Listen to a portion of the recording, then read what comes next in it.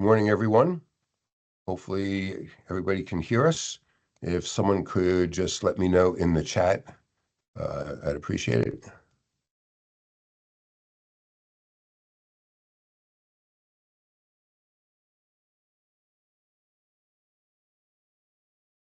Okay, great. Thank you, Susan and Robin. Appreciate it. Hi, my name is Keith Henderson.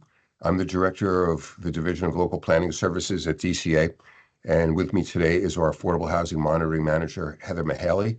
And along with her is John Porter and Anthony Scroy from the CSI Technology Group, with whom we've been working to develop the system that we're about to talk about here today. So first and foremost, I want to thank everybody for attending today. By being here, you're a testament to the commitment that you've got to contributing to this effort, and we really appreciate that. So the responsibilities delegated to DCA in the amendments to the Fair Housing Act signed by the governor last March include our oversight of the collection of Affordable Housing Trust Fund monitoring reports and detailed information on affordable housing completions. We're also responsible for establishing administrative agent and municipal housing liaison certification programs. We're not going to talk too much about those certification programs today, but we do want to emphasize the importance of making sure that all municipalities have a specific individual designated as their municipal housing liaison, so we can have a point person to be in touch with. So Heather will touch on that a little bit more in a minute. So just a little history. Last year, we migrated the former COA tracking and monitoring system into the new Affordable Housing Monitoring System, or AHMS, to assist municipalities with meeting reporting requirements that are part of the new law. 100% of the municipal data that had been entered into the old CTM system was migrated into the new system. And I just want to say thank you to all of you who have been using the new system by entering and updating projects not previously reported because they were included for the first time in settlement agreements for the third round. By doing that, you've really helped yourself out and you've got a good head start on the new reporting requirements. So when we rolled out the new system last September, we had a very short time frame to get it up and running to meet the previous September 16th deadline. While that was successful, we continued to make refinements to streamline the system to make it easier to use, and we conducted additional training on the revised system in December. So since then, especially in anticipation of the upcoming February 15th reporting deadline, we've added enhanced functionality and further refined things to produce cleaner screens with more space to work, and we've made things even more user-friendly. So while the basic components of the system have not changed from any of the initial rollouts, we are going to provide an overview today of our latest revisions and updates. So as I said, the next deadline for both trust fund and completed unit reporting is February 15th. And this is going to be an annual reporting deadline.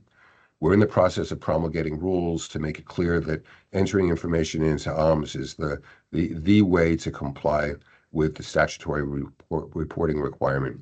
So after everyone gets caught up through 2024, our new rules will also clarify that each annual report will reflect the activities of the previous calendar year. So in essence, after this year, you're going to have 45 days after the end of each calendar year to make sure that your reporting is current. So during this first year of reporting, there's obviously going to be a little bit of catching up from municipalities who had not been continuing to use the old CTM system or use the new system as part of the September 24th reporting. So for now, I just want to focus on the February 15th task at hand. But as we move forward, know that we'll continue to work on more revisions based on user feedback that we provide, that we get from all of you. So before I turn it over to Heather, I just want to note this session is being recorded and it will be posted on our website, so you can always come back for a refresher. At the end of our discussion today, we should have a little time for some Q&A. Everybody is muted right now, but when we're done, if you raise your hand using that little hand raise button at the top of your screen, we'll unmute you one at a time so you can ask questions. So with that, Heather, you're up. Thanks, Keith.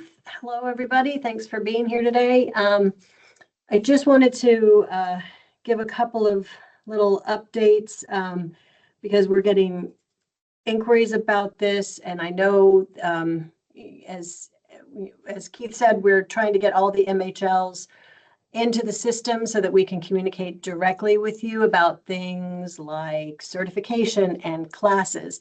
We realize that nobody is certified at this point. And that will be part of, our mission for the next however long it takes to get people in. We do have an education program. We had started it under COA. It's through Rutgers Center for Government Services. But as you might imagine, things have changed, and we need to make those classes relevant to the changes that in both the law and in UHAC. So we are going to be working on that in the next several months. Those classes are available, and we will need to, and I know that a lot of people have taken them, which is great. At some point, we will have to figure out a way to update those people with the new information that we have. So, work in progress, and please be assured that we are working on it. Your listing in the system as the MHL will make sure that you have access and a clear line of communication with us when anything changes or when any new information is available on education or certification or anything that we need to let you know about. We've also had inquiries about who should be the MHL, what's the job description basically. And there's some information in the law about that. We'll also be reaching out about that. I'm responding to those inquiries as well. But as we know, some towns may not have personnel just around to do this kind of thing. So we do realize that sharing an MHL might be a good option for some towns. So I wanted to say that to let you know that a shared services agreement would be possible. I'm not sure about whether it would come under this, but the department does have the LEAP, New Jersey LEAP program that might be helpful and might help facilitate that kind of sharing of services. So I'm going to actually post that program in the chat, and you can look at it if that seems interesting to you. And with that, I'm always here to answer questions, ahms@dca.nj.gov. Please feel free to reach out. And I am going to now turn it over to John Porter, who's going to walk you through the system. John, take it away. Thank you, Heather. You can hear me, correct? Yes, I can. Okay, and please just confirm that my screen's showing. Yes. Thank you. Good morning, everyone. My name's John Porter. I'm with the CSI Technology Group, and we are the vendor that worked with Keith and Heather to design and get this system online. I'll walk you through the application today from A to Z, start to finish. And my Heather and Keith also mentioned Anthony Scroy, who unfortunately is not available today, so it's just me. But I'll be more than happy to answer any questions I can as we move through the application. What's displayed on the screen right now is the URL for the Affordable Housing Monitoring System portal site, which is used to register for a municipal user account if you don't already have one. So once you type in this URL, which is the https://ahms.dca.nj.gov, you will be taken to or directed to this site, this is the production portal site. So you're able to log into this now. And what this page does is, as I mentioned, allows you to register for your municipal user account if you don't already have one. If if you visit this site at a later date and you want to apply for a user account and you forget what we cover here today, there are downloadable instructions through the instructions for registration link here in the upper left-hand corner that you can download a PDF version, and it's just, written version of what I'm about to explain. There are two entry points to start the registration process. The one in the upper right-hand corner is the register for your municipal service account. And then there's another link here. Click here to start the registration process. They both bring you to the same place, so you can check either one of those. And then here, once you create the account, if it's approved, you can return to this site to log into your account through this municipal service account login button. There's some information here provided by Keith and Heather's office that you can read at your leisure. And then here is the contact information for Keith and Heather's office should you ever need it. It's always displayed on this page as well. But once you're ready to register for an account, again, just click either one of these entry points or links, and it will bring you to the registration page. Any field here that is marked with this red asterisk means that that is required information.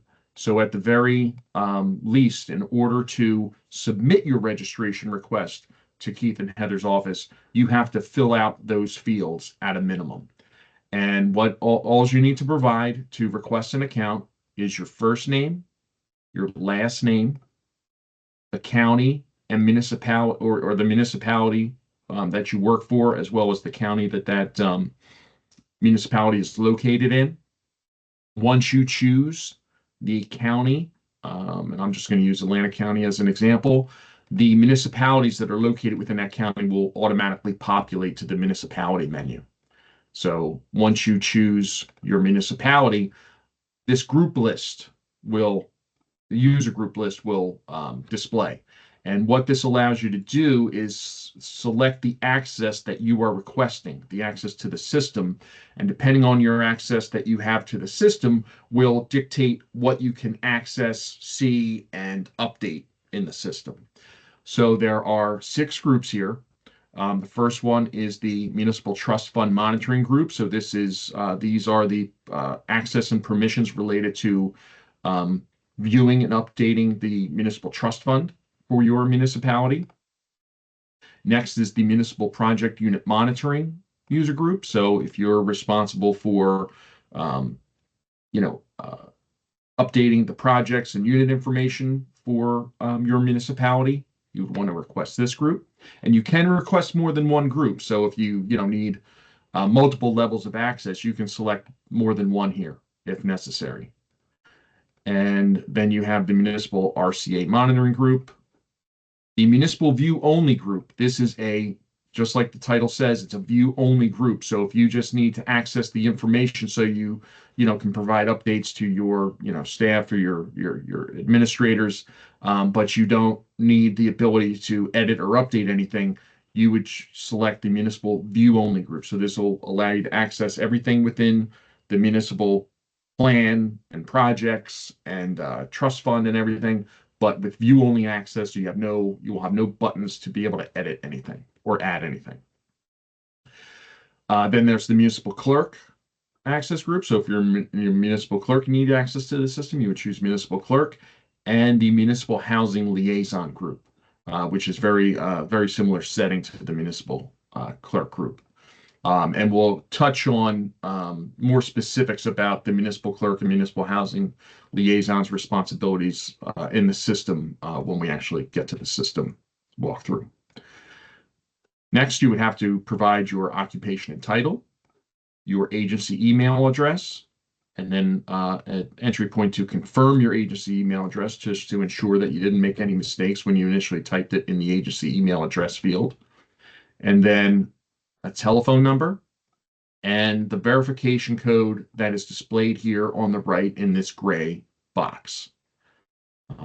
Once you enter that information, and there are 2 certifications that you have to acknowledge, and in order to acknowledge both of those, you would just check off the check boxes.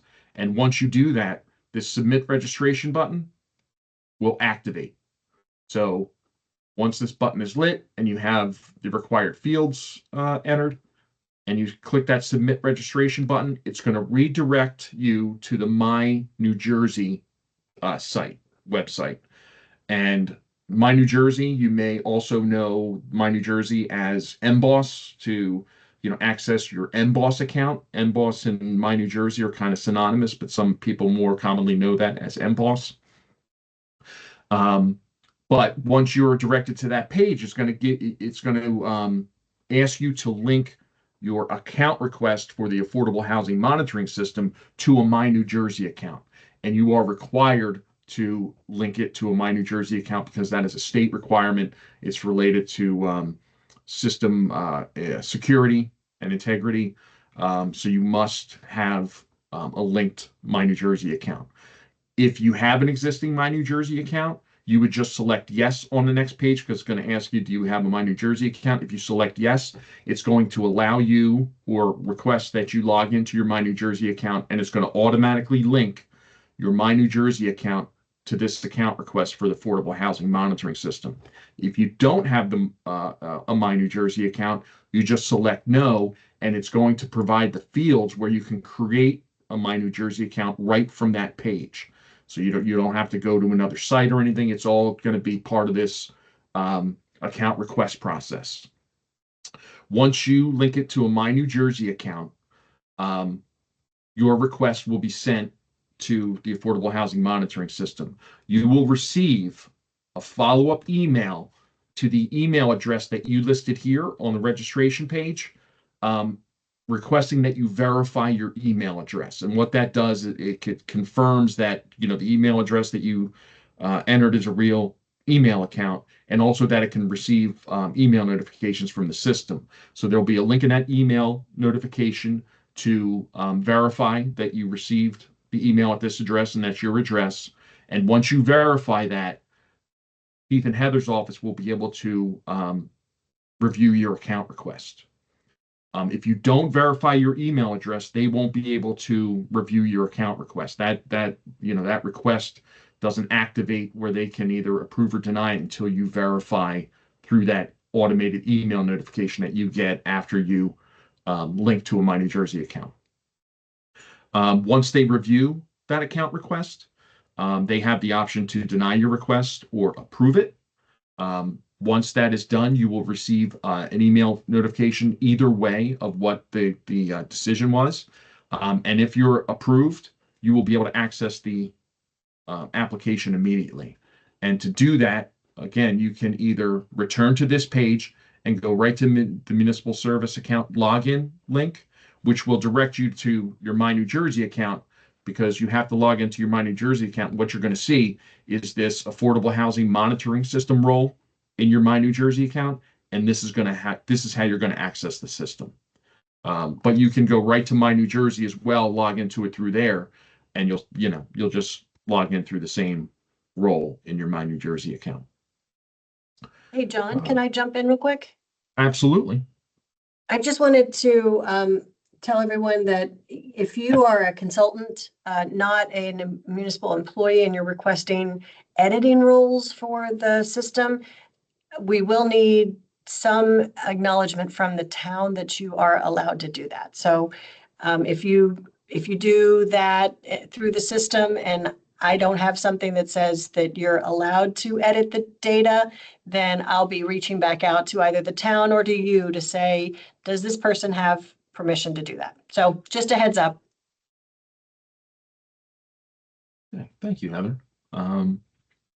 So once you log into your My New Jersey account and you click on the Affordable Housing Monitoring System role, you'll be directed directly into the site, the admin site, and this is what you're going to see. This is the production site. I am currently logged into a test account, as is reflected here in the upper right-hand corner, this OIT test. Once you're logged in, this will display your name here. And as you can see, this is an active link. So if you were to click on this, it brings you to your account profile page, where if you're, if you need to update your telephone number or email address is entered in the system, you can do that here. But that's all you can do here. But what I'll do is I'll cover all the functionality on the homepage first. This test account is linked to Allendale Borough in Bergen County, so you're going to see their information. That's in their municipal plan. And what I'm going to be doing throughout the demonstration is I'm going to be switching between the production site and our development site to show you certain functionalities because I can't, I don't want to, I can't click any buttons in the production site because, it's, I can't change their information, obviously. So I'll be switching back and forth. And when we do switch over to the development site, you may see some functionalities that you don't see, and that's because of the development site. So this system is still being worked on. There are, Keith and Heather are working very hard to make this system as efficient as possible for everyone to use. So it's under constant development, and there will be, you will see enhancements as time goes on.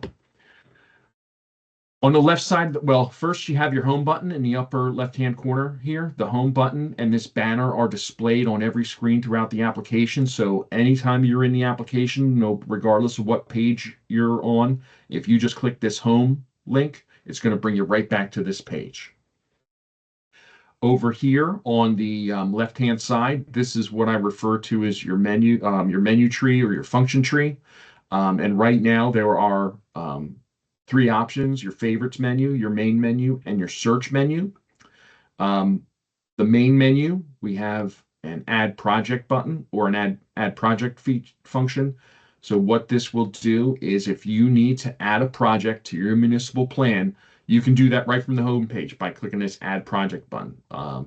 You can also do it, and we're going to walk through this when we're in the plan. I'll show you how to add the project there, but this functionality is here. If you just, want to add it from the home page, you can click this link. It'll bring you to the add project page. The municipality search, if you have access to multiple municipal plans, you can use the municipality search to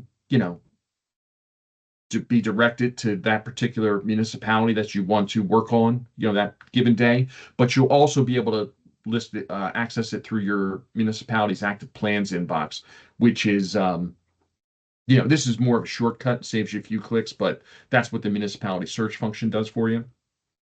The plan search, also helpful if you have access to multiple municipal plans. The plan search allows you to access or search for and access a particular municipal plan. However, if you're just assigned to a single municipality, it's much easier to just access the municipal plan through your active plans inbox. And then you have the project search. So if you wanted to find details about a particular project in your assigned municipalities, you can use the project search to find that project and the details of that project. Next is the search menu.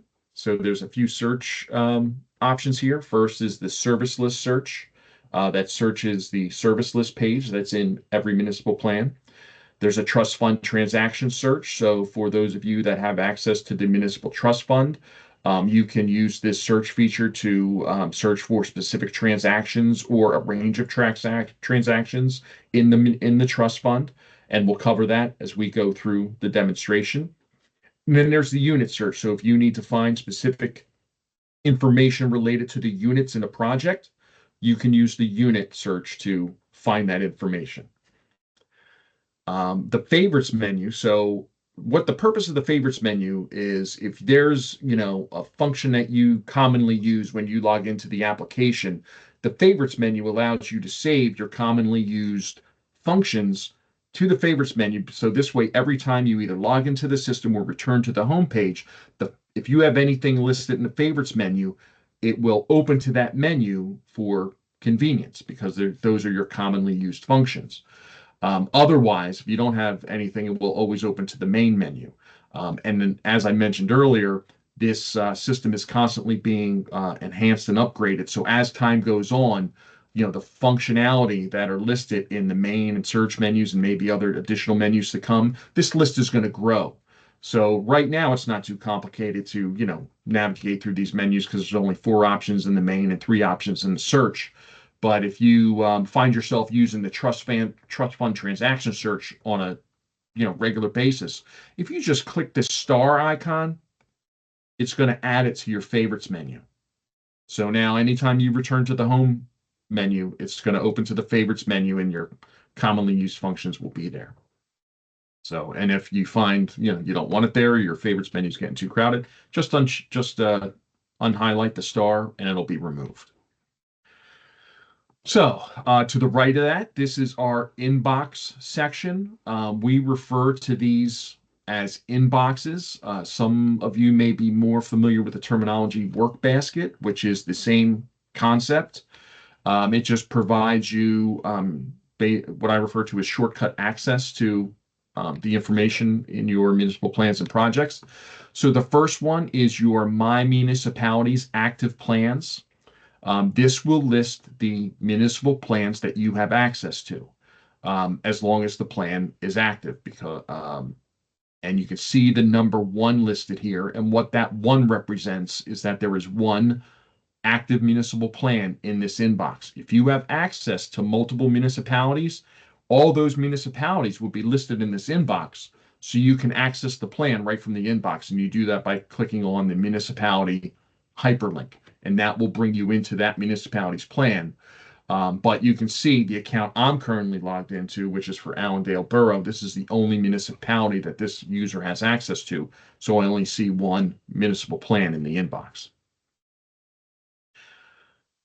And then the second inbox is the My Municipalities Active Projects inbox. So you can see that this number is 15, which reflects that there are 15 projects in the single plan that I have access to. So if you just wanted to go right to the project page in your municipality's plan, you could just click on the Active Projects inbox link. It's going to open. And these are here are the 15 projects that are in Allendale Borough's plan. And you can click on any one of these projects to just go right to the project detail page.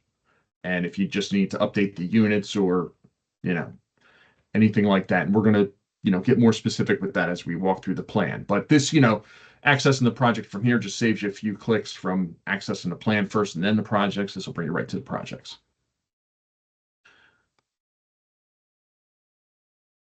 And then this third inbox, the account request pending review, municipal clerk, this inbox will only be seen by users that have either that municipal clerk user group or the municipal housing liaison user group. And the purpose of this inbox is when you have a user that visits this page and requests an account for your municipality, if you either have municipal clerk access or municipal housing liaison access, you're going to receive that. You're going to see that request posted to this inbox. And what the purpose of this is the account request process is a 2-step review process on this side. So it first goes to the municipal clerk or the municipal housing liaison in their inbox here. And currently there's no account request for Allendale Borough. So that's why we're not seeing any requests in this inbox. But what you would see here is the name of the person that requested the account, the agency that they work for, the user group access that they requested, their occupation title, their email address, their telephone number, and the date that they submitted their request. So the reason why it goes to the municipal housing liaison and or municipal clerk first is because if they're requesting an account, you most likely can confirm who they are and that they should have an account. So once you'll have the ability by clicking on a link in the inbox to either approve or deny that account request. And if you approve it, it then goes to an inbox that Keith and Heather have access to where they will issue the final approval and activate the account. So again, this inbox is only accessible by users that have that municipal clerk or municipal housing liaison access. So from here, let's go into the municipal plan and we'll walk you through the plan. So the way I do that is by just clicking on the active plans inbox. I'm going to click on the municipality name hyperlink, and I'm going to be brought into the plan. So here you'll land on the plan summary page, or the plan summary tab as we refer to them. The design we use is this tab design to represent, to reflect or like file folders in a filing cabinet where, you have the tabs on the file folders and you can just go right to that tab to access the information that's in that folder. So you'll hear me referring to these as tabs throughout the demonstration. So on the plan summary page, we have the plan header, which simply lists the county and the municipality that we're currently accessing the plan for. The plan detail section, the plan submission history section, and the confirmation history section. So the plan detail section will list the current round that the plan is in, and this is currently round 4, so that's why that's listed here. It's saying that this is the current plan and that this plan is being monitored. You have a field here to update the docket number, the status. Every municipality's plan status was reset to pending for round 4, so you would have to update this when appropriate.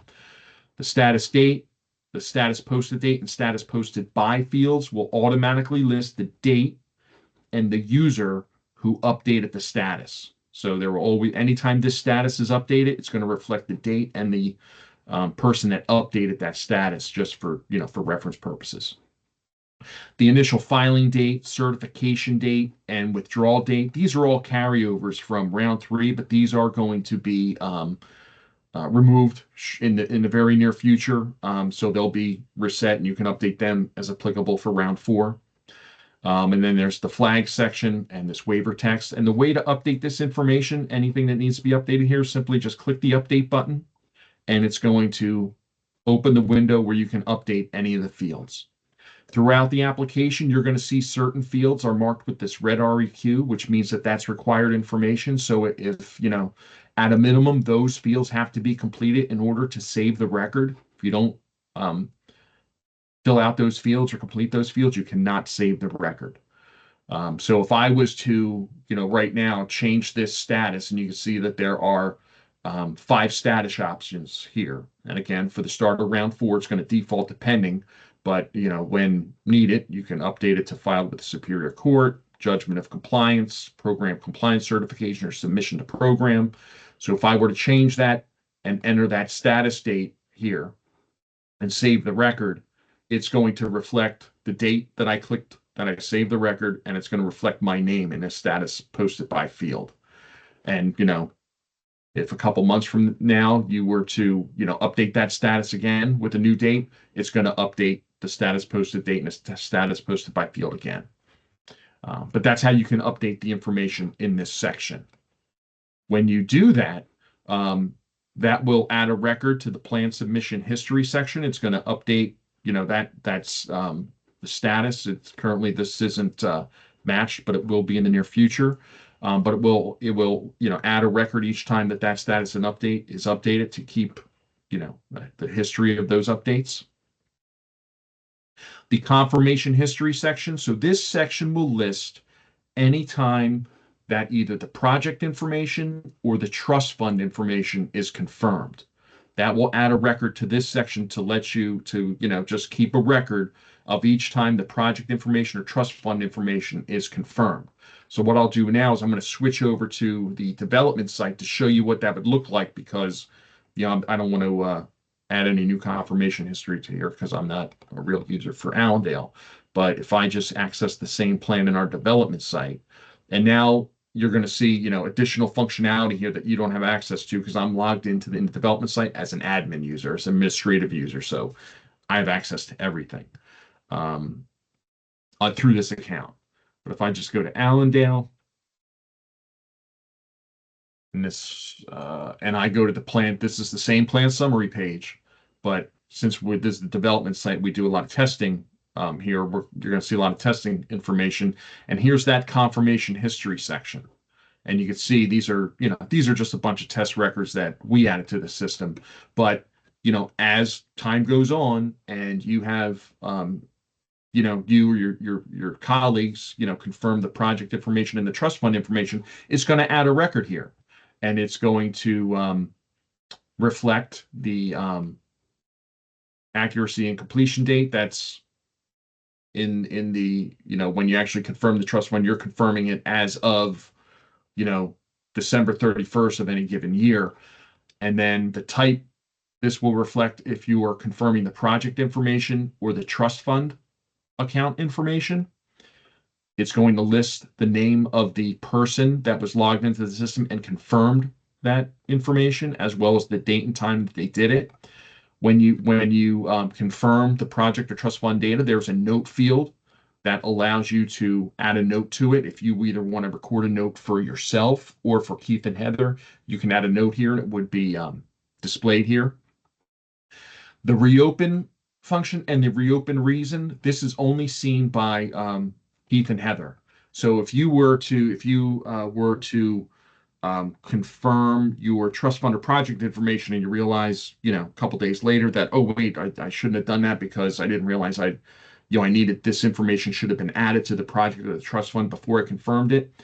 They can reopen and basically reverse that confirmation from you that you did. So what they would use this reopen function to do that. So if that ever happens to you, just reach out for Keith or Heather, ask them if they can reverse that confirmation and they can take care of that for you. And then these columns are for Keith and Heather's reference as well. So that's what the confirmation history will look like as time goes on. And I can show you if we just move over to the project page and we're back in the production site. If you were to confirm your project data, when you click on this button, you can see that the certification reads that you're certifying that to the best of your ability that the project information entered into the Affordable Housing Monitoring System is accurate as of December 31st, 2024. So now that we've reached, January 1st, 2025, the system will automatically update to allow you to confirm the project data and the trust fund data as of December 31st, 2024. When January 1st, 2026 hits, you'll be able to confirm the project data and the trust fund data as of December 31st, 2025. The system will automatically update as time goes on.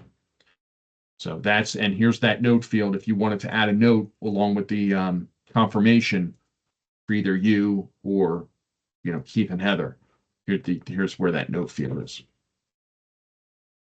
So going back to the plan summary page. So that's what the confirmation history section will look like. And as I mentioned, this is just a summary page. There's obviously more pages throughout the plan. So let's move over to the project page. So on the project page, self-explanatory, this is all the projects that are listed in the plan. You can see that this is the same 15 projects that were listed in the project inbox on the home page. And again, this is just, that link through the inbox to the project list. It just brings you, basically replicates this project page. But if you access it through the inbox, it's going to bring you directly into that project. So here we have the project name, the project type, the project subtype, current project status, the number of units in the project, and then I'm going to explain how this remove from plan link works in a second. So to access the details of the project, you would just click on the project name. You can see this is a hyperlink.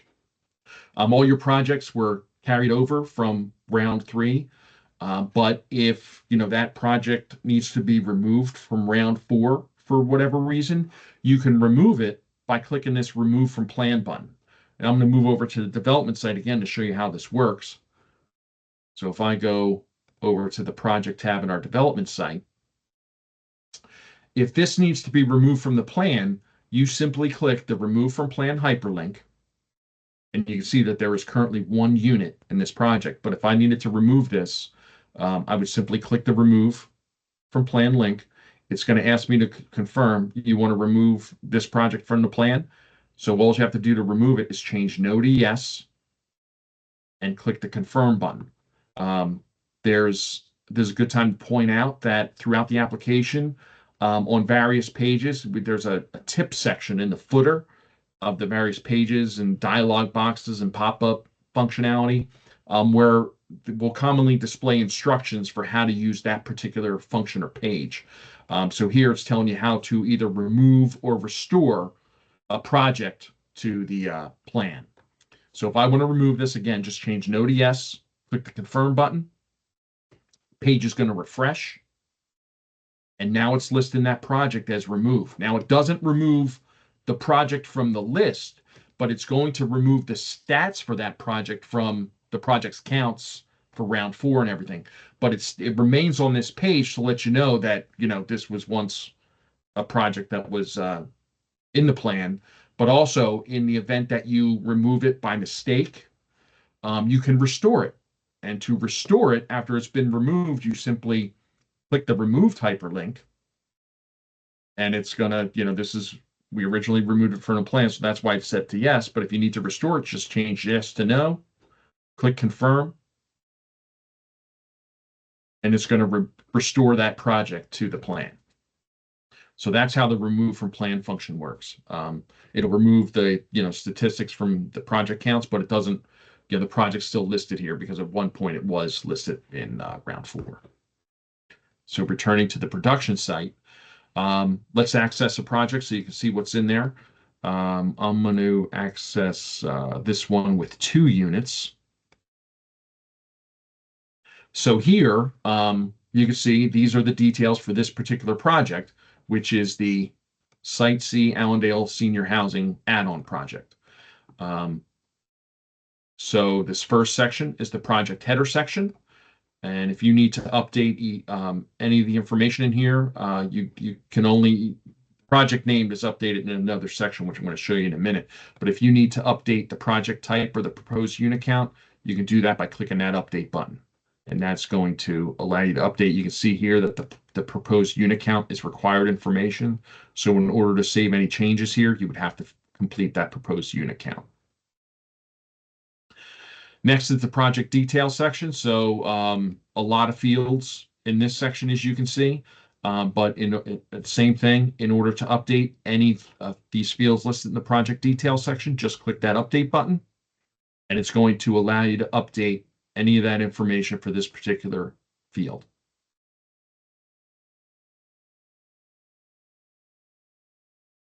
Moving on to the block and lot section. Block and lot, self-explanatory.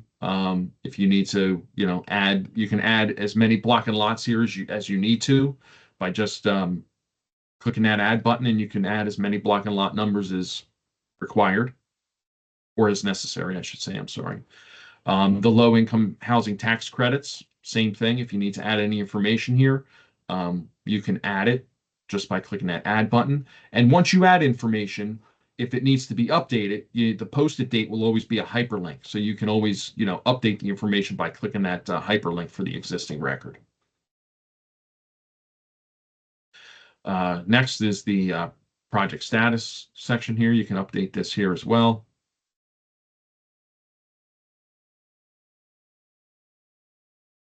And here's where you can change the project name in this project name history section.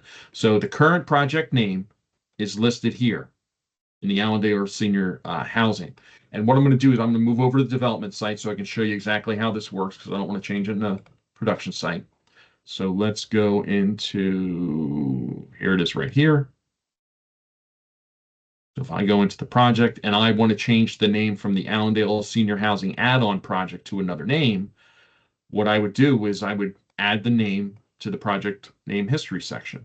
And I'm going to change the project name to just Project B, just as an example. So I'm going to save this. It's going to list the date, today's date, January 3rd, 2025. This user, the super user reflects that I'm the system administrator. And then I changed the name to Project B. And it's going to save a history of all the names that this project had over time. So now that I changed the name here, this is the latest name listed at the top, keeps a history, again, of prior names.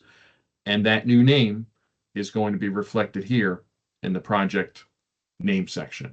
And it also, in the header, it doesn't overwrite the former names, so you can still search for it if you need to.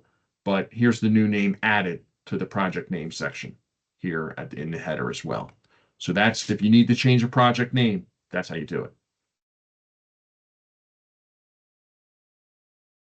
So moving on, that is the project summary page. Let's move over to the And here's a shortcut to the project counts, which, is a separate page in the project as well. But we'll cover that when we go to the project counts page. Well, let's go to the units page first. So here are the 2 existing units in the project. If you need to edit any existing units, simply click on the unit ID hyperlink, and this will allow you to update any of the information currently listed for that unit. If you need to add a new unit, one thing I want to show you here. There's a delete function. Not every user is going to have the ability to delete a record. So some of you may see the delete button, some of you may not, depending on your level of access to the system. You need to add a new unit to a project or add units to a new project. Simply click the add button, and it's going to open up the unit information window.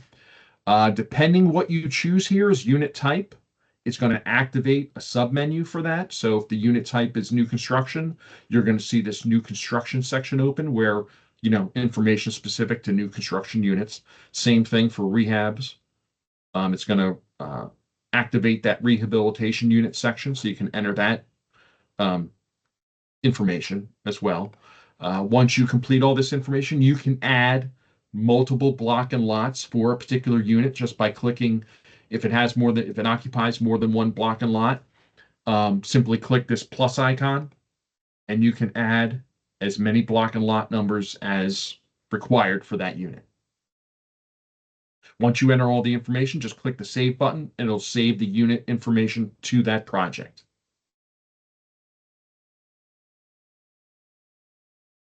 Next is the project count. So, any information you enter for the project will be summarized on the project counts page. And here you can see this is the all the information that's entered for those units in a project will be summarized here for you. If you just want to see the summary of the information that's actually populated, like you can see that there's a lot of categories that are within that unit information that aren't populated here because that information hasn't been entered for any or saved to any units yet. If you just want to see a summary of the stats that are actually populated, you just click that project count summary, and it's going to show you, it's going to reduce it to the categories that are actually populated with data. And if you can also update some of this information here you can see that each category is a hyperlink. So if you needed to update that information, you could do it from here also.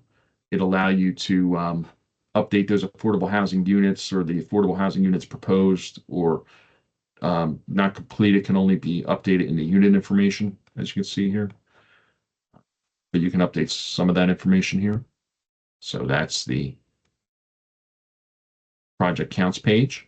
And on the project summary page, as I mentioned before, this is a shortcut to the projects counts page. If you click on that, brings you directly to that page. And then next is the contact page for this project. So if there are contacts that are specific to a project, this is where you would list them on this contact page or this contact tab. You can see that we have one existing contact. And if we needed to edit that contact information, say their phone number changed, you can just click on their name as a hyperlink. You could just open that to update the existing record. You can, update whatever information has been listed for that contact, but you can also add a new contact as well. You're going to see several contact pages throughout the application, whether those are contacts for the project, the plan, or for the municipality. So, but they all function the same way. So that is the project information. Anytime you are in a plan and you can see that we've been redirected, we navigated to the project information section when we were previously in the plan section. Anytime you need to return to that main, that plan summary page, just click the plan version hyperlink in the header. And, we just want to return to the plan for round 4. If you just click that, it's going to bring you right back to the plan summary page. This way you don't have to go to the home page and search for it or go to the inbox. If you need to return to the plan summary, just click that link. The second link in the header, this is the municipality information. So if you want to see the municipality information, you just click on this municipality hyperlink, and this is the information for that municipality. So here's some basic municipality information. Here's the list of contacts for that municipality. And then here is the service list for that municipality. So as you can see, this particular user doesn't have the access to update any of this information, but other user groups will, depending on what your role is again. So that's what that municipality link brings you back to. But let's go back to the plan. So far we've covered plan summary and project. Here's a contact, and this is the contact list for the plan, for the municipal plan. So if you need to list any contacts that are specific to the plan, you can see here's where you do that, and you have two separate sections. You have the plan contact list and the trust fund contact list. So again, you can edit existing information or add new contacts by clicking that add button. Next is the trust fund page. So I'm going to move over to the development site to show you the functionality on here so I don't make any changes in the production site. So let's go back here. Let's go to the trust fund page. Okay, so now we're on the trust fund page in the development site. We currently have a trust fund listed here for the accounts in the Bank of America, but if you needed to add a new trust fund, you simply click the add button and you can enter the necessary information. And again, click on the bank name hyperlink if you need to update any of the existing any of the information for the existing trust fund. Trust fund detail section, you can see, obviously a variety of information listed here. If you need to update any of that, simply click the update button and allow you to update any of those dates, as well as the residential information, which is that even though the residential information is displayed in its own separate section, you update it through this update button, because the button in this header is an upload document function or an upload or a file upload link. So when you have to upload a copy of your development fee ordinance, as reflected here, this is what this function is. So you can upload a copy of your development fee ordinance.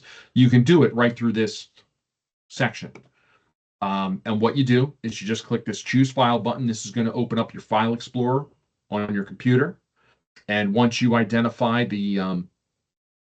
once you find the document through your file explorer, what you need to update, and let's just do, I'll do this one.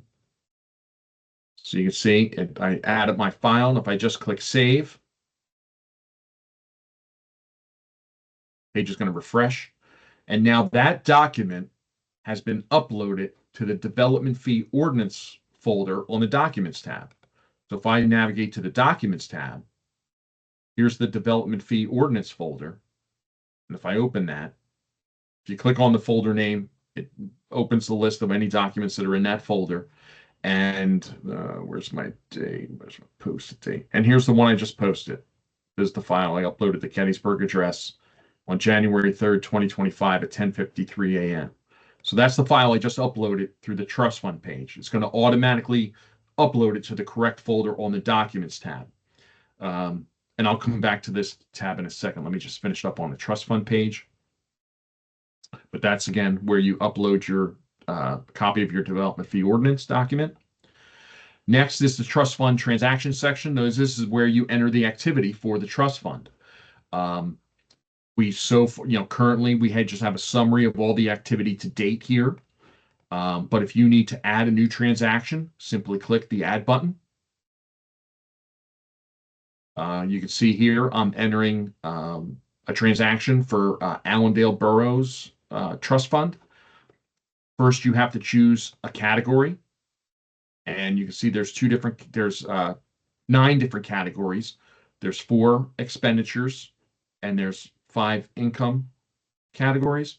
So I'm just going to say, I'm going to enter a transaction for the housing activity as an expenditure.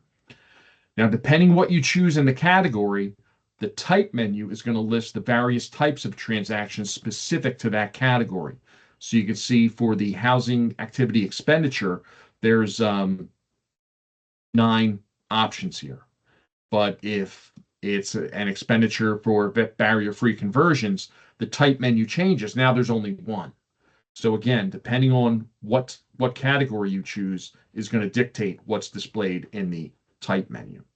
So, and also the fields that are available on the page will change depending on what you choose here. So if I move to a barrier-free escrow transaction, you can see that the number of affordable units not accessible and I believe it was development developer field activated because they are specific to this type of transaction.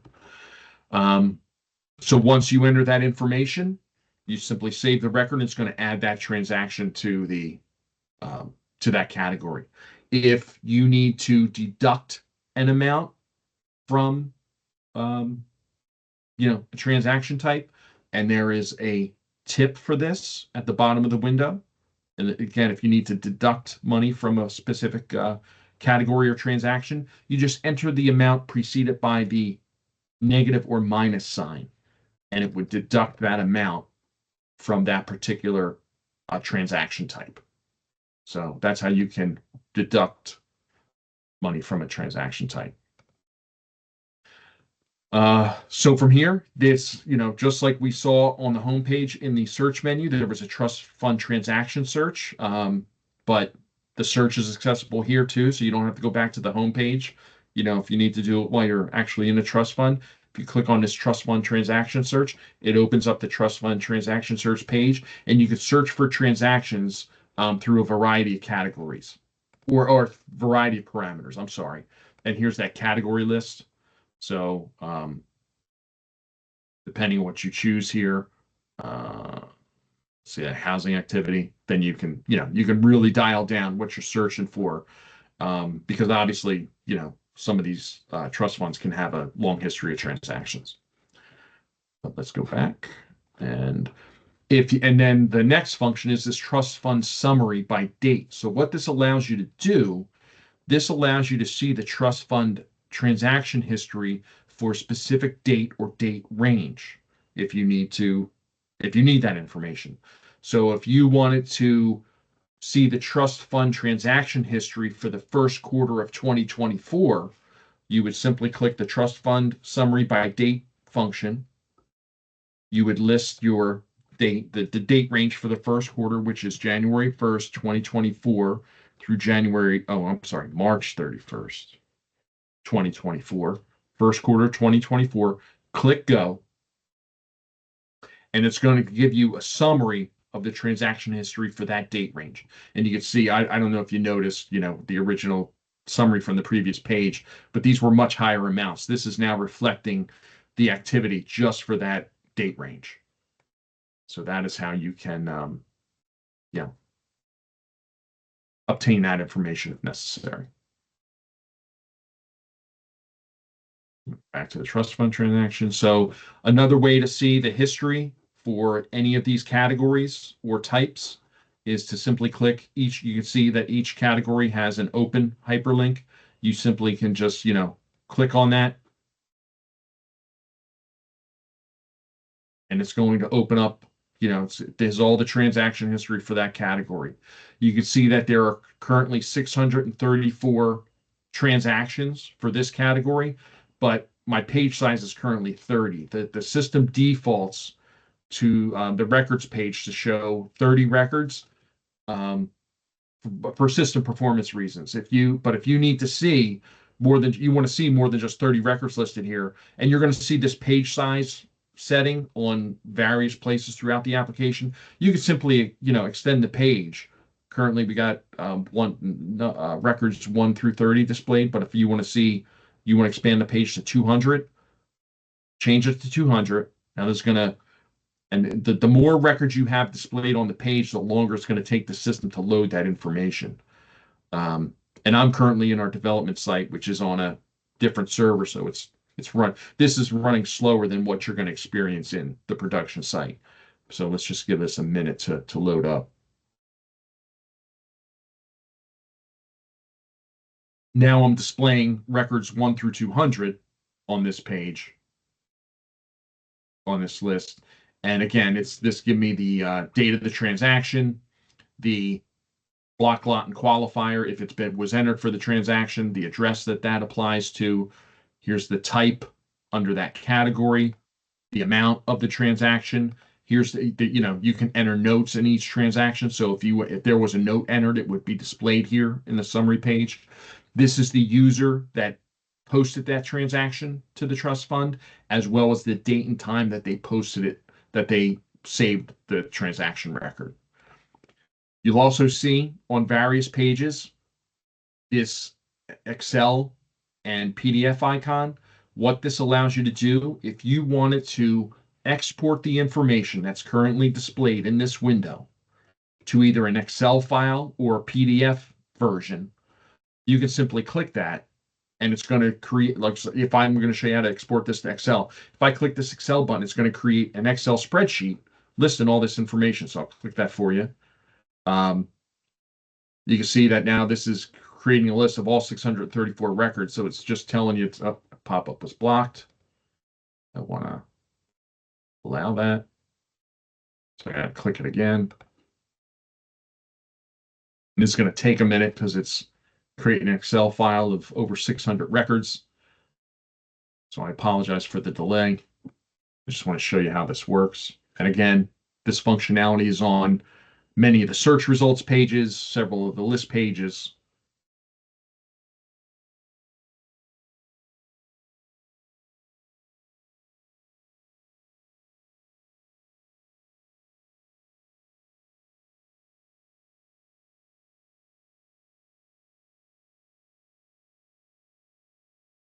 And I probably should have done this in the production site so it would run faster. I apologize for the delay again.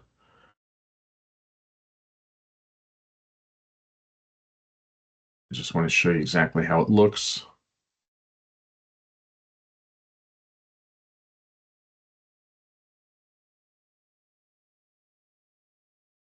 Come on, you can do it.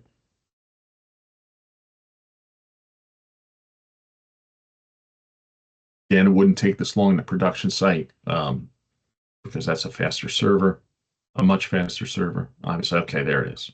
So if I open this is going to open on my second screen. So I'm going to have to drag this over. Okay. And this is a spreadsheet or an Excel file of all the information that's displayed in this window.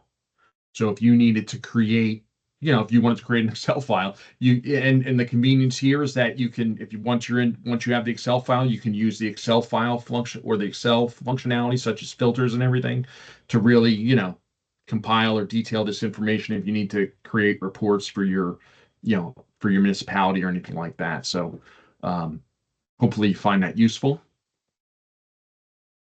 That is the trust fund transaction section. One thing I did want to mention that I failed to mention when we were on the units page, I just want to go back to the project page real quick. In the production site here, you'll see that if we're on the units page, we can only add the unit information here. But what's currently under development, and I'm going to go back to the development site because this is where it's at.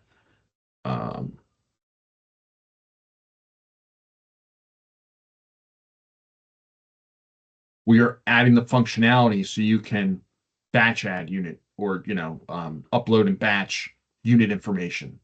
So there's going to, in the near future, you'll see this functionality on the units tab. And if you click this, we're creating you'd have to use the spreadsheet that's in the system. And you can do that by downloading the template here.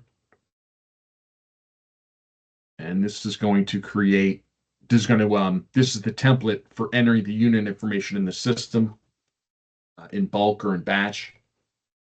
And this is open in my other screen. And this is, the current design is going to be updated. This isn't the final version. This is going to look different when it's in the production site. But this is essentially all the fields that are in that unit information section. And if you fill this out, if you complete this for all the units in the project, you'll be able to, upload them through here. Through this batch add unit by upload Excel function. And again, this is just the early design. Some of this is going to change, but when this is ready, we'll, you'll be notified, and we'll provide instructions for this functionality, but this is coming.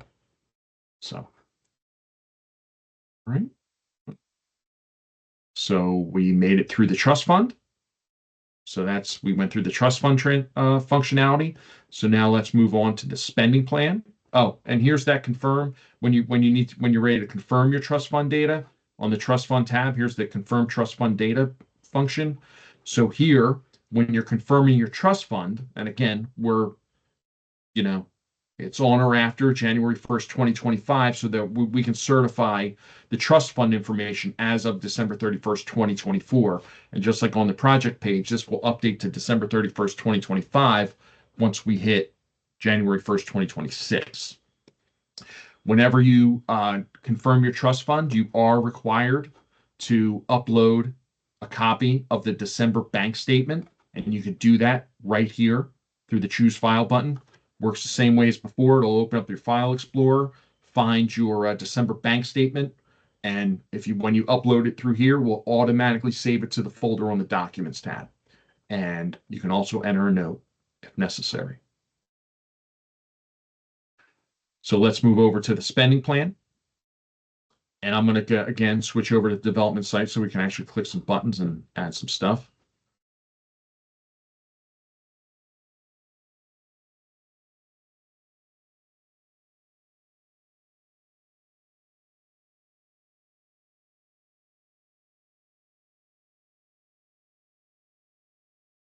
All right, spending plan information. So at the top of the page, we have our spending plan information section. If you click update here,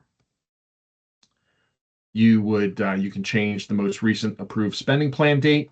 You can this upload file button. This is to upload a copy of the approved spending plan. And again, when you upload it here, and you're required to, anytime you need to change this approved spending plan date, you're required to upload a copy of that approved spending plan. So when you upload it through here, it's going to save it to the respective folder on the Documents tab, which we'll review momentarily.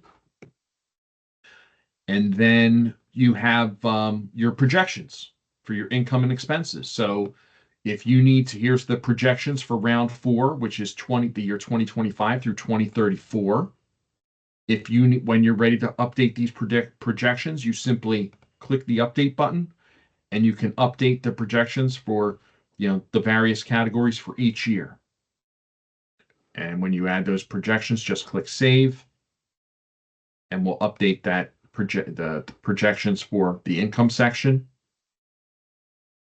Same thing as expenses. So when you're ready to update the projections for your expenses, you simply click the update projections. Same functionality. It's going to allow you to add those projections for any of the projects.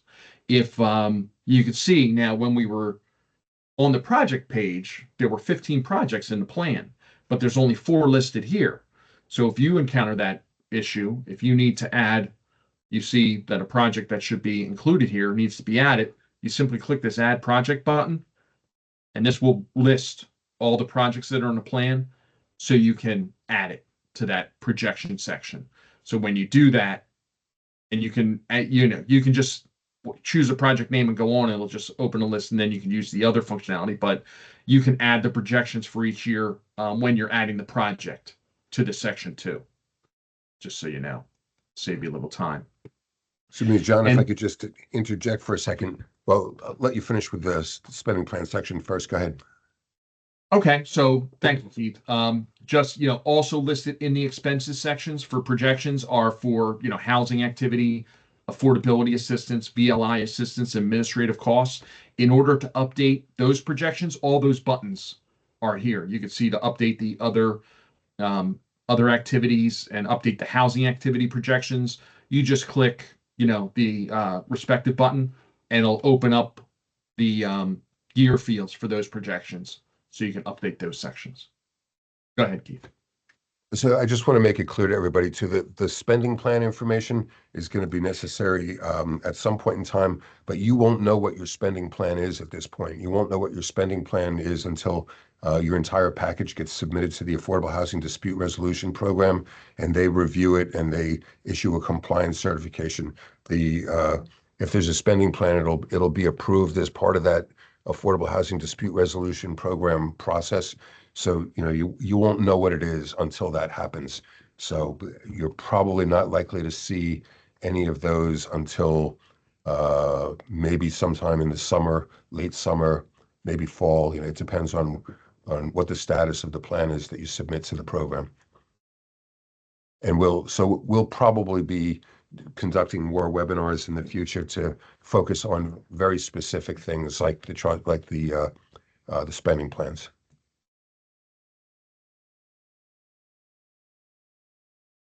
Thank you, Keith.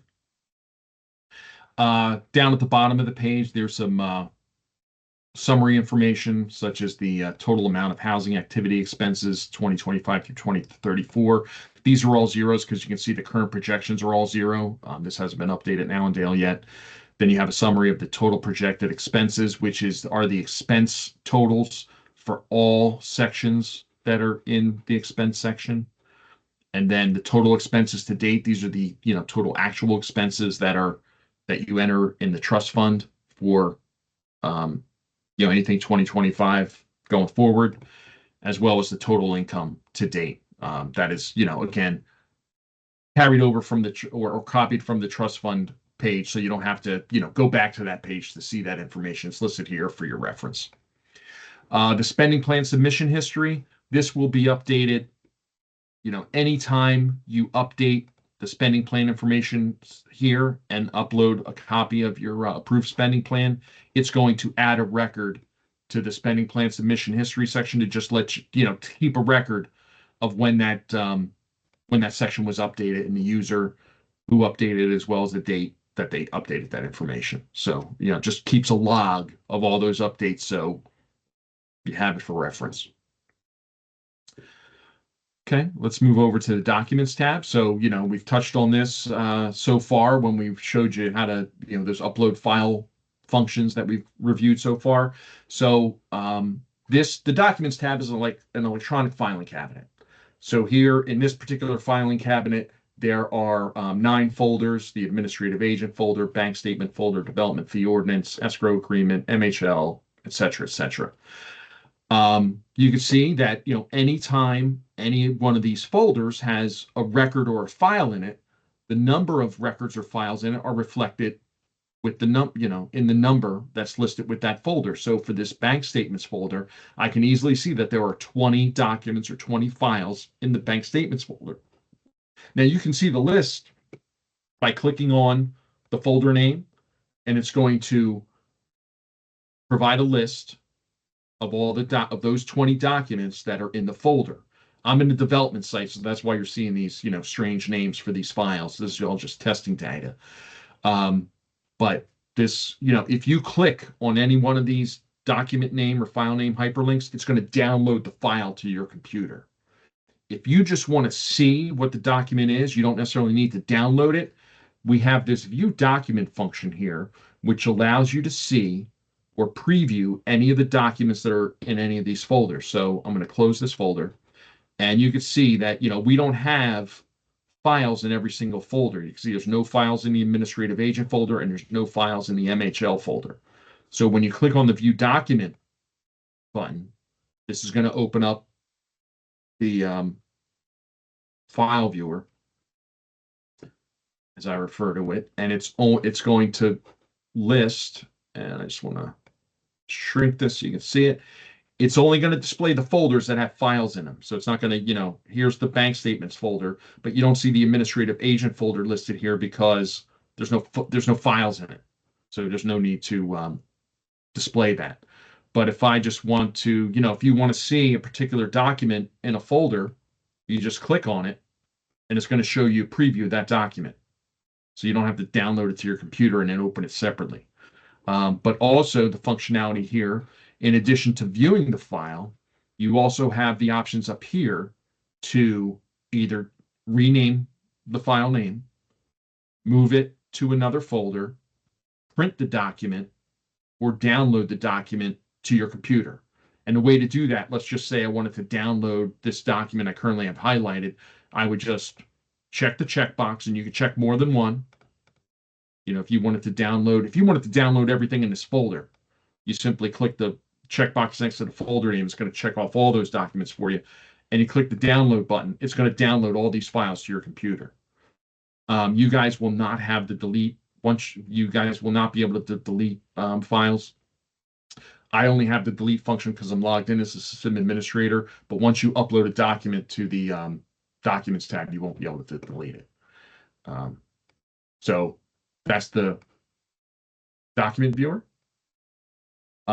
If a document isn't automatically uploaded to a folder, like, you know, when we were on the trust fund page or the spending plan page, you can use these, you know, to upload documents manually too by using the batch upload or the upload function. If you need to upload, you know, a pile of documents to this, to the Documents tab, use the batch upload. And what this does, this allows you to select multiple documents to be uploaded by choosing the Add New File folder. And you can, you know, choose multiple documents and upload them. And then once you upload them, like if I'm going to do these in the ARM development site. Once you have your documents selected, simply click the Upload Files button. It's going to show you that those were all uploaded to the system. Click OK. Page is going to refresh, and now you can choose which folder each one of these belongs in. So if I want to put the first one in my bank statements folder, and I want to put the second one in the project unit folder, and I want to put the third one in the trust fund folder, you do that. You just list the particular folders, click Save, and those documents have now been uploaded to those, you know, the 3 different folders that you chose there. If you need to upload just a single document, just use the upload button, and this just allows you to upload a single document to the folder that you select here. So you can upload documents manually using that. And last but not least, the Fair Share Obligation tab. So you can see, for those of you that previously used the COA system, the Fair Share Obligation information has been pared down. There are only, you know, 4 categories and a comment section here. If any of these need to be updated, simply click the update function, and it will allow you to update the rehab share, the round 4 prospective need, prior round obligation, and any comments you want to add about that. And just a note on that, similar to what I said about the spending plans, you won't know what the actual present and prospective need numbers are until your fair share plan goes through the Affordable Housing Dispute Resolution Program. So it's not really important that that information be entered right now. As the program progresses, you'll be able to find out what that information is, and we can make updates since then. As I said before, we'll be doing additional webinars in the future to cover some of the steps that aren't necessary today, but will be in the future.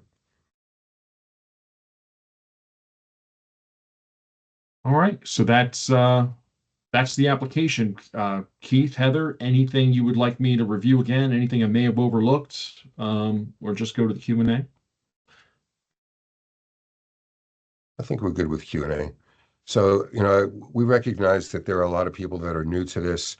Some of the issues too are, you know, we had our previous COA tracking and monitoring system that was in place for it's been in place for 20 plus years, and there are a lot of municipalities that didn't use it at the time. You know, so there's backfilling of information that some of you are going to have to be worried about, unfortunately. And for those of you who are new to this, we'll help as much as we possibly can to walk you through some of the steps. So before we get into the Q&A thing,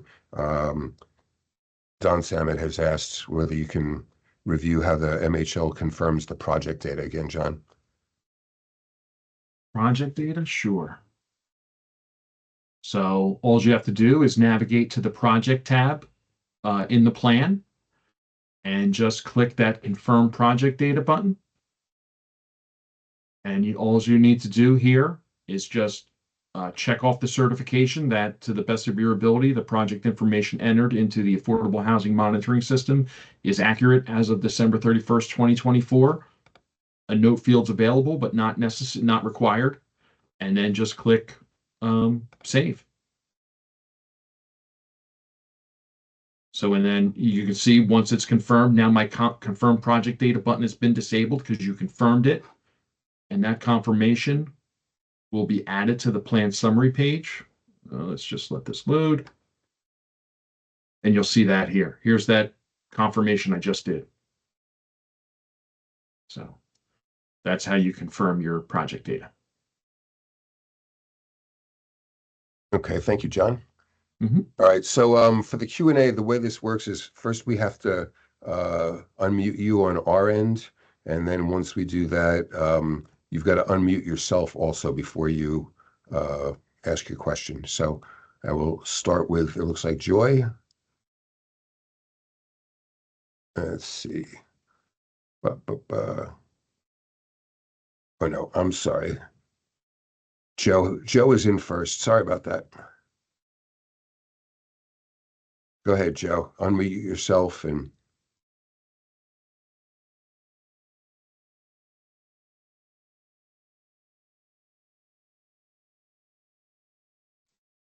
Okay, can you hear me now? yes. Thank you, Keith. So with regard to the confirmation process, and the confirmation process exists in a couple different places under trust fund data, trust fund transactions, spending plan, etc. Prior to hitting the confirmation button, do you have the ability to enter transactions that you've entered prior to that?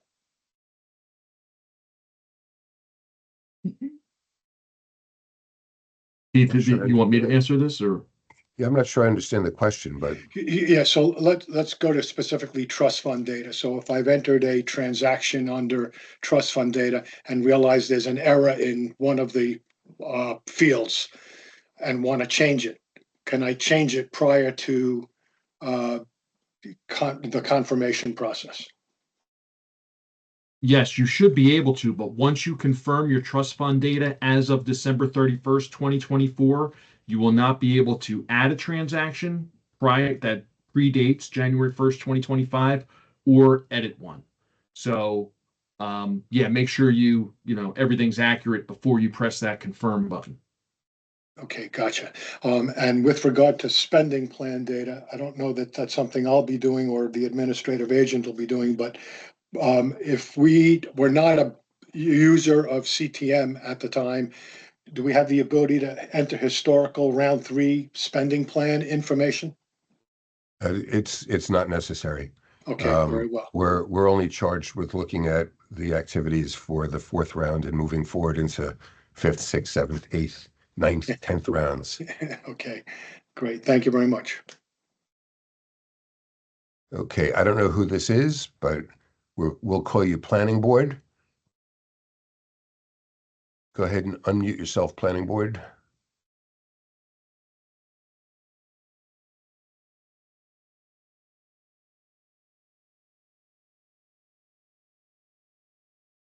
Go ahead.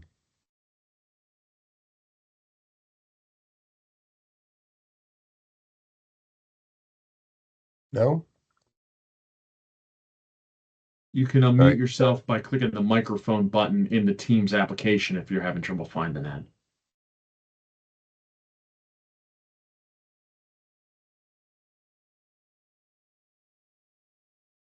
Up top towards the sort of upper right-hand corner, couple buttons in from the right. No? All right. We'll move on to Matt. Go ahead, Matt.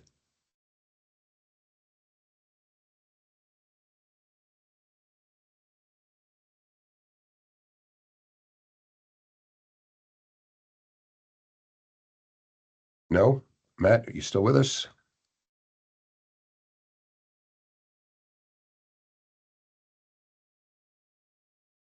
Yeah, I suspect they're not familiar with the Teams application, so I can't find that.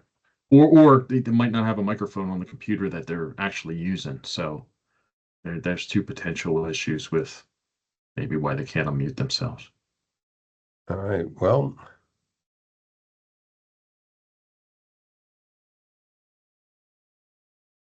You can always reach out to oms@dca.gov, nj.gov with those questions. Yeah, and in the chat, Matt Vonderhayden said he's unable to unmute, and the planning board user said, yeah, they have no audio available, but they wanted to ask who should be on the affordable housing team. I know to work with the AA, is there anyone else while getting started? That question is listed in the chat, Keith and Heather. well, if you've got anybody involved with the municipality who's been doing any of this work historically, it might be good to touch base with them just to see if they've got any institutional memory that might be available to help you out. As you move forward, your next steps are going to be with the Affordable Housing Dispute Resolution Program. So you most likely have either an in-house or consulting planner that you're working with on developing a fair share plan, and an update to your housing element in your master plan. So some of that, anyone who's involved with that would probably be helpful as well. And with regard to the administrative agents, depending on how you've got things set up in your municipality, you may have multiple administrative agents. There might be different ones for different projects that are up and running. So anyone who's on that team would be, or anyone who's involved with that activity would probably be helpful to talk to. You might want to consider looking at any AA contracts that you've got. The AA's primary responsibility is to manage the placement of individuals in the affordable units that are created. But because they have that detailed information on the number and types of units and who they're placing in the units and everything, they would probably be a good source of information for getting the information for the detail that's required by the legislation. And you might want to take a look at whatever contracts you've got with your administrative agents to see whether that's already part of their contract or whether the contracts need to be updated accordingly.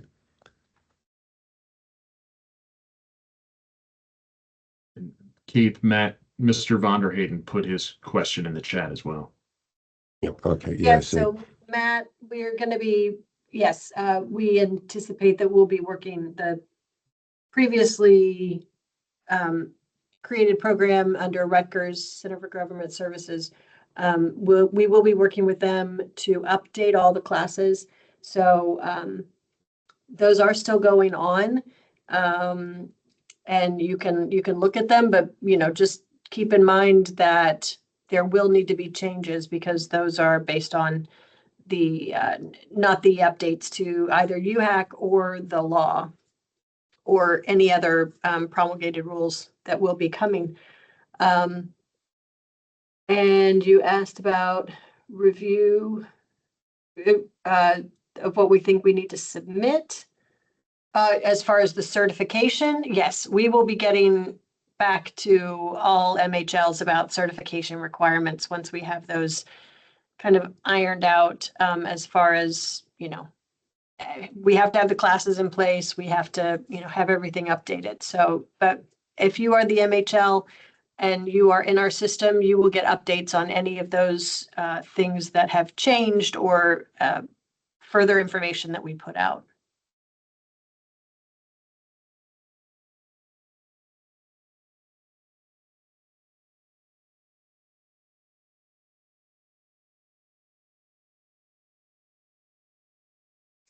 Kelly, as far as the MHL certification, the short answer is I don't know, but we are working on that. I am really hoping that nobody has to take it all over again. So I can't guarantee that that won't be the case, but there are certain things obviously that haven't changed. There are a lot of things that have. So we're going to work to try and make it as easy and efficient as possible to get the changes, information on the changes over to you. And, make it, I'm not sure how we're going to do that yet, but we're cognizant of your time and the availability of the classes. So we're not going to make it too unruly, I'm hoping. But stay tuned.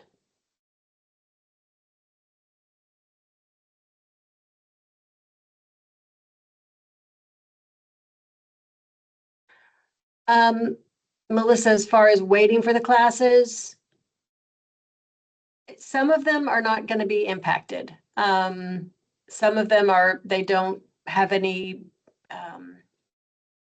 connection to either UHAC or the rules. Some of them are about, more about the affordable housing process, those kind of things. So municipal process for residential development. Some of the classes that are on there may still be relevant and fine to take. It's more that intro to affordable housing class that I'm worried about, and that's the first one that we're going to be working on. So hopefully we can get it done pretty quickly. So if things go the way we're envisioning, we will be developing syllabus documents, and we can note on those for the different course offerings who they're most applicable to, if it'll help provide some guidance for you. MHL is Municipal Housing Liaison. Sorry, we throw that term around. A lot of the terms we throw around pretty easily.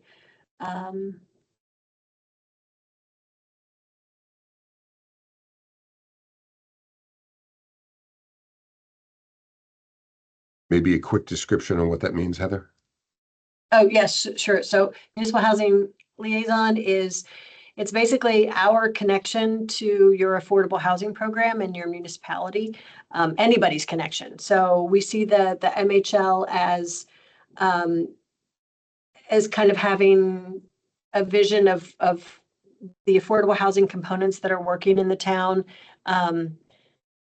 from new projects that are coming in that might have an affordable housing component. At the end of the day, they will generally be the ones to certify the information that's going into the system. So you should have a, knowledge of what has been created, what units are out there, connections with your administrative agents. There's requirements as far as what needs to be listed on your website.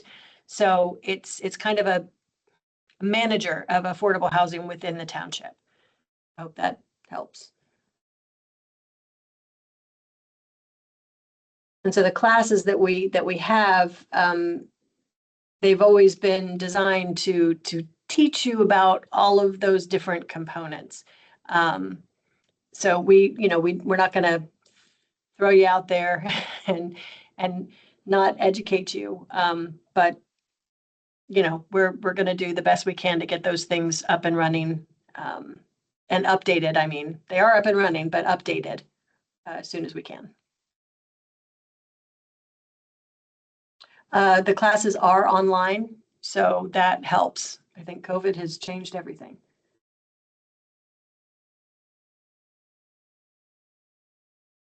If you, let's see.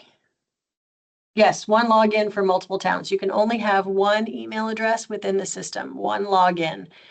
If you have multiple towns, then you can reach out to us, and if you need authorization from the town, if you are not an employee of the town, then we need authorization for you to have access to their data. But certainly, we can add roles to your existing account. So don't create a new registration for different towns. Only one email address, only one registration is needed.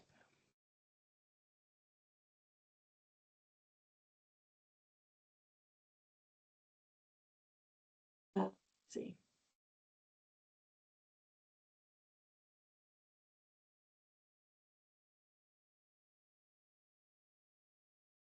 Ryan, as far as continuing education opportunities for MHL, yes, I believe that will be the case. Included in that will likely be updates to what you've already learned. Again, I don't know how those are going to be given, whether it's a webinar, whether it's additional classes through Rutgers. I'm not sure yet, but yes, please do continue with your CEUs, continuing education. So just to be clear, the certification processes are still a work in progress. We had a very short period of time to respond to the new legislation, and because there are statutorily required reporting deadlines, February 15th of each year, our focus right now is on making sure that everything is smooth and operational so that everybody can comply with that component of the law. The certification programs will be a next step that we'll be focusing on. Nobody really needs to worry about any of that too much at this point in time, but stay tuned and we will be in touch. And it's one of the reasons why it's important that we have MHLs designated for all municipalities so we know who to reach out to. If we send a notification about MHL certification programming to a municipal clerk who has no idea what any of it is about, then it's likely to go into an inbox and sit there or something and not get to you. So we want to make sure that we can get everything to you timely.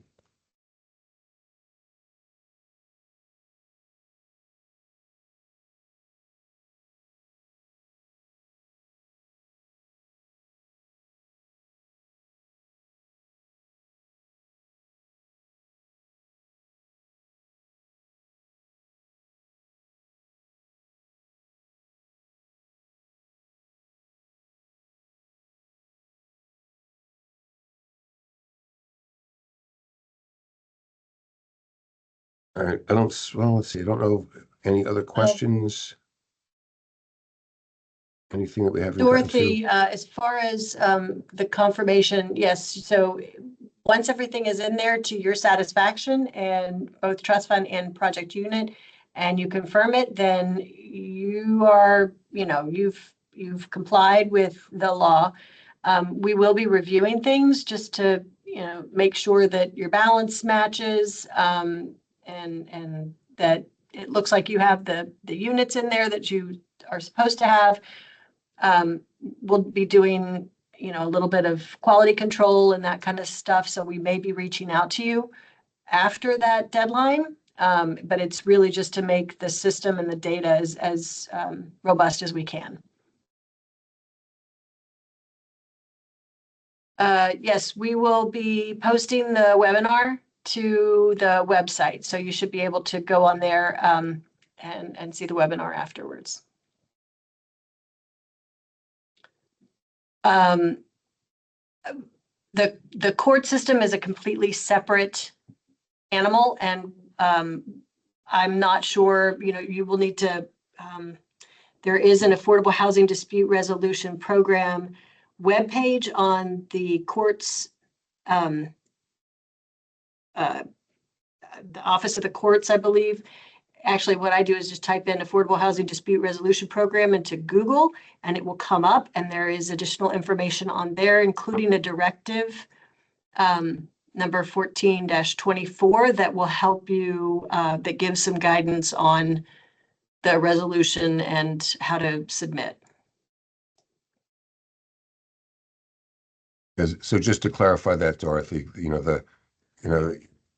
when you say nothing has to be uploaded via the courts, the court has all kinds of uploading requirements, or they will. But with regard to the reporting, the monitoring that we're talking about here today, that is separate from the courts.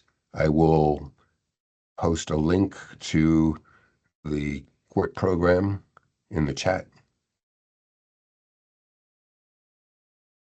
And towards the bottom of that page is the administrative directive that Heather just mentioned, and it gives some step-by-step information. And the filings that are due by January 31st of this year have to be through the court system, and they have a description in that administrative directive that will tell your municipal attorney what to do and how to do it.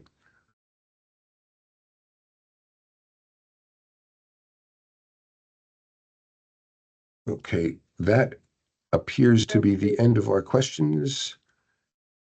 So, again, I want to thank everybody for participating today and learning this. For those of you who are having a little difficulty, if you're new to it, reach out to us at the email address that we posted before, ahms@dca.nj.gov, and we will be happy to help you as best as we can walk through some of this so that you can all be successful. So again, thank you for attending, and best of luck to everybody as you move forward with it. Thanks for hosting. Thanks, everyone.